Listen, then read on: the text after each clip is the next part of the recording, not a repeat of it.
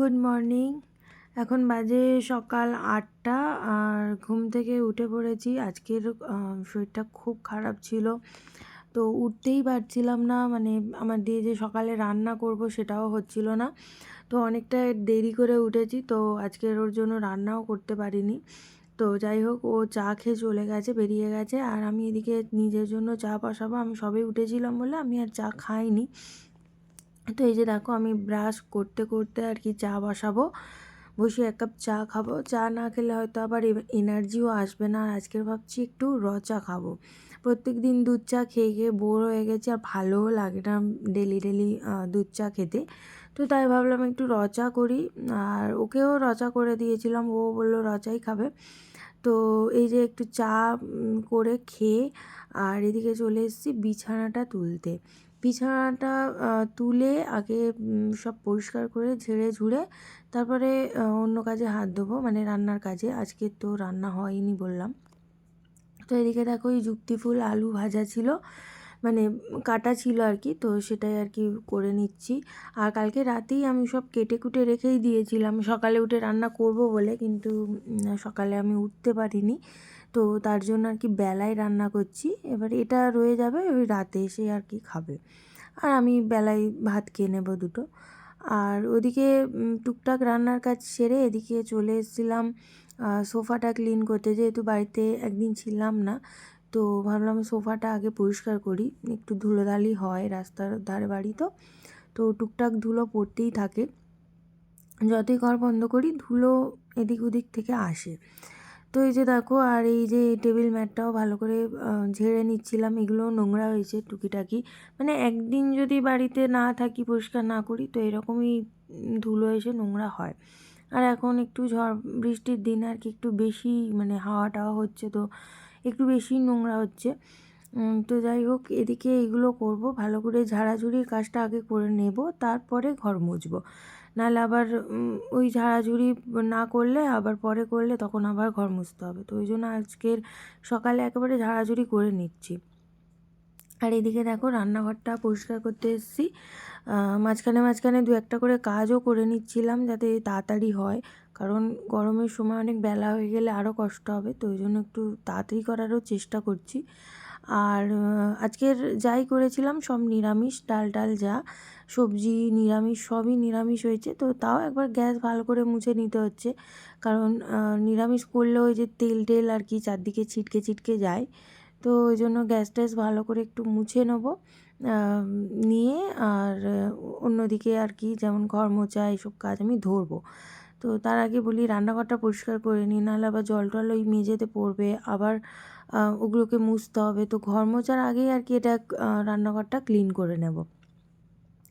আর রান্নাঘর আর বিছানাটা ক্লিন থাকলে অনেক কাজই মানে মনে হয় এগিয়ে গেল আর কি, সবই পরিষ্কার আছে এরকম একটা মনে হয়। তো যাই হোক, এদিকে মোটামুটি রান্নাঘর পরিষ্কার আছে। আর মিক্সিটা আমি প্রত্যেক দিনই এইভাবে মুছি, কারণ মিক্সিও যদি প্রত্যেক দিন না মুছি ওটাও নোংরা হয়।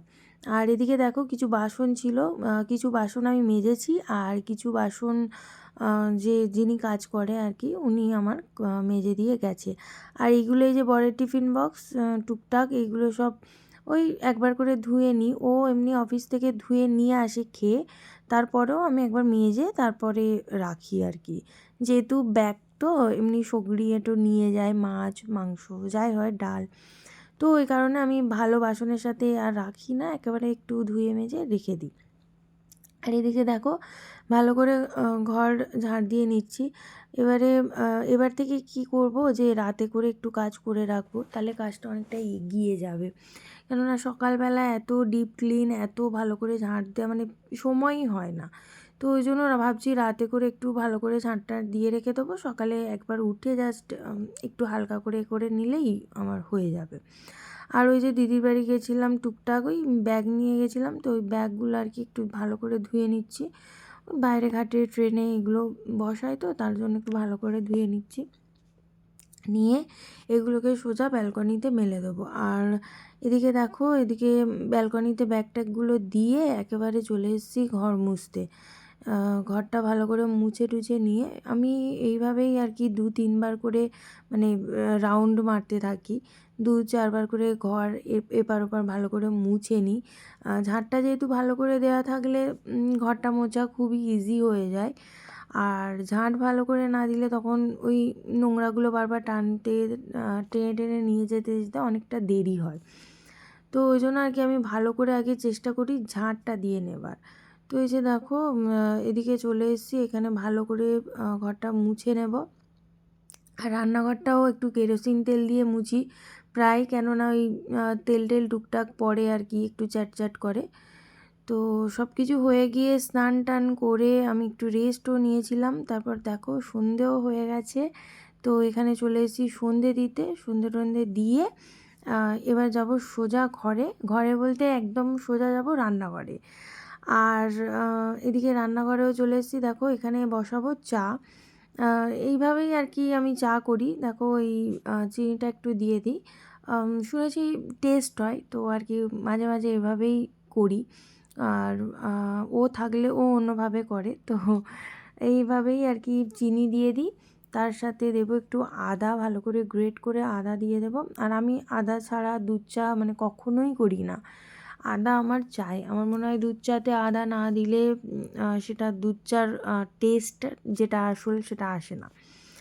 আর আমি যে চা খাই টাটা টি গোল্ড, তো ওটাই আর কি দিয়ে দেবো।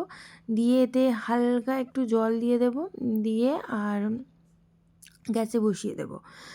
দিলে চায়ের টেস্টটা অনেকটাই আসে। আর অল্প একটু জল দেবো আর তার সাথে দেবো দুধ। একদমই মানে শুধু দুধ দিয়ে আমি করি না, আমি একটু জল মিশিয়েই করি। তাতে মনে হয় আমার টেস্টটা বেশি ভালো লাগে। শুধু দুধ দিলে ঠিক আমারও মানে আমার ভালো লাগে না। তো যাই হোক দেখো দুধ দিয়ে দিয়েছি, চাটা ফুটে যাবে যতক্ষণ, ততক্ষণেও ঘরে আমি বসে থাকবো না, ততক্ষণেও টুকটাক কিছু কাজ আমি করব। ওই যে এবার থেকে যে গরম পড়েছে এত রোদে, তো চেষ্টা করব সকালে যতটা তাড়াতাড়ি করার।